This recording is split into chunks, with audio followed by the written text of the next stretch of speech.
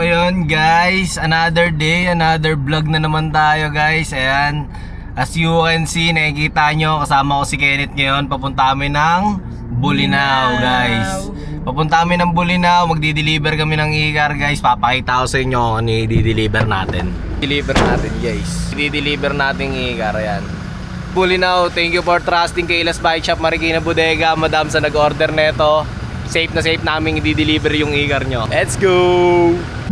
So ayan na nga guys, bumabiyahe namin ni Kenneth. Papunta kami Bolinao, Pangasinan. At update namin ngayon mamaya kapag nandun na kami, malapit na kami sa location. Or kapag nag-stop over kami guys. Yeah, nag-stop over po muna kami. Merienda. Ito na po yung e-bike. Tama raw po ang ginamit namin. Ayan. 71 guys, ayan. Check kami ng tali. Tapos kakain muna kami sa sikreto ng mga cute. Ayun o, sa McDo. Yeah. Tara mga kakailas. Stop over muna. Going to Bolinao, Pangasinan. Oh, outfit check. So ayun guys, kakain muna tayo dito sa McDo sa kilometer 71 guys. Muna kami ni Kenneth kasi nagutom ang poging driver. Tahan eh. Makpak na ulit.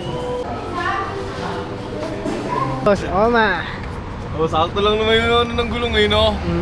So ayun guys, tapos na kami mag-check ng tali. Nakakain na rin kami. Bakbak na ulit kami sa expressway guys. Tara, samahan nyo ulit kami. Let's go. Yan. Ilang tao yan? Ano sir? 5? Ay, kaya 5? Yes sir. Na nagdadalawang isip kapag atensyon mo sa akin nakasend. Wala.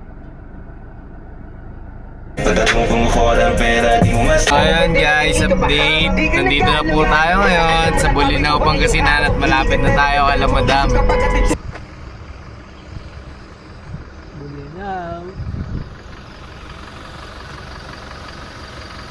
Buong unit. Hello guys! Update! Andito na po kami sa Bolinao, Pangasinan. Time check po is 9:40. Buhay pa rin ang mga youngstana. Tapos mag-deliver, swimming. Deliver guys. Pinagpahinga muna kami ng aming mga madam. Salamat kay Ate April, kay Ate Mela. Yeah. Salamat po palagi. Yan, rest day po muna ang mga dispatcher at driver.